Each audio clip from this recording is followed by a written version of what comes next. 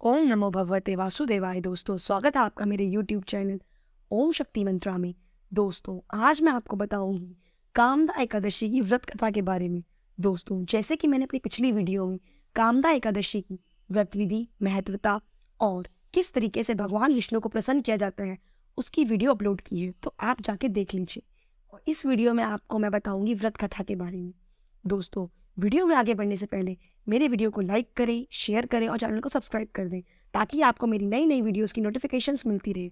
दोस्तों, कामदा एकादशी चैत्र माह की शुक्ल पक्ष की एकादशी है। इस दिन से हिंदू नववर्ष की भी शुरुआत हो जाती है। दोस्तों, कामदा एकादशी का व्रत करने वाला व्यक्ति हर तरीके के जीवन में कष्ट विपदाओं से मुक्ति पा लेता है। तो दोस्तों, सीधा बढ़ते हैं कथा की ओर। दोस्तों, धर्मराज युधिष्ठिर कहने लगे, हे भगवान, मैं आपको कोटि कोटि नमस्कार करता हूँ। अब आप कृपा करके चैत्र शुक्ल एकादशी का महात्म्य कहिए।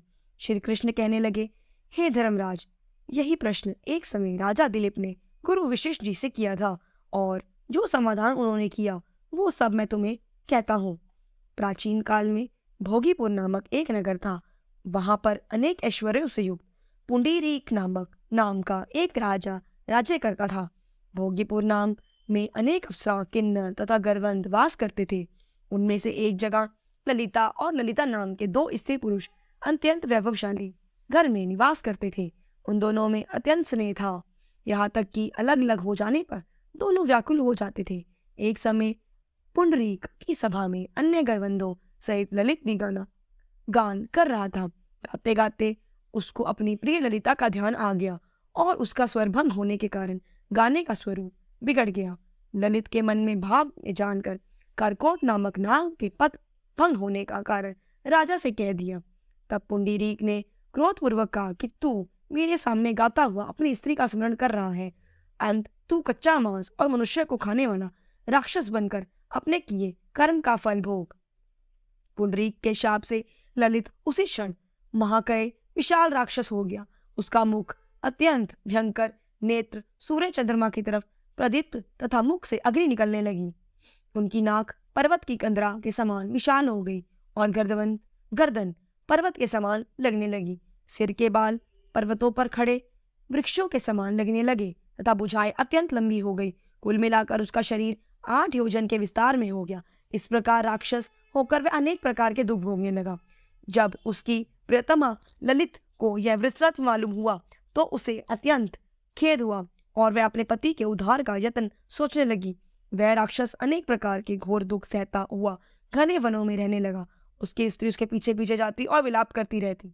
एक बार ललिता अपने पति के पीछे घूमती घूमती विंध्याचल पर्वत पर पहुंच गई, जहां पर ऋषि का आश्रम था। ललिता शीघ्र ही श्रृंगी ऋषि के आश्रम में गई और वहां जाकर विनीत भाव से प्रार्थना करने लगी। उसे देखकर श्रृंगी ऋषि बोले, हे सुभगे, तुम्हें कौन हो और यहाँ किस लिए आई हो? ललिता बोली, हे मुने, मेरा नाम ललिता है। मेरा पति राक्षस पुंडरीक के शाप से विशाल काय राक्षस हो गया। इसका मुझे महान दुख है। उसके उद्धार का कोई उपाय बतलाइए।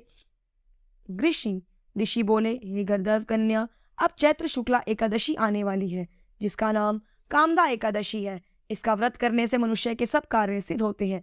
यदि तू कामदा एकादशी का व्रत कर उसे पुण्य का फल अपने पति को दे दे तो वह शीघ्र ही राक्षस योनि से मुक्त हो जाएगा और राजा का शाप भी अवश्यमेव शांत हो जाएगा। मुनि के ऐसे वचन सुनकर ललिता ने चैत्र शुक्ल एकादशी आने पर उसका व्रत किया और द्वादशी को ब्राह्मणों के सामने अपने व्रत का फल अपने पति को देती हुई भगवान से इस प्रकार प्रार्थना करने लगी, हे प्रभु, मैंने जो यह व्रत किया है इसका फल मेरे पति देव को प्राप्त हो जाए, जिससे वह राक्षस योनि से मुक्त हो जाए। एकादशी का फल देते ही उसका पति राक्षस योनि से मुक्त होकर अपने पुराने स्वरूप को प्राप्त हुआ।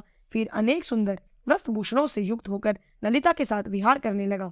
उसके पश्चात वे दोनों विमान में बैठकर स्वर्गलोक को चले गए।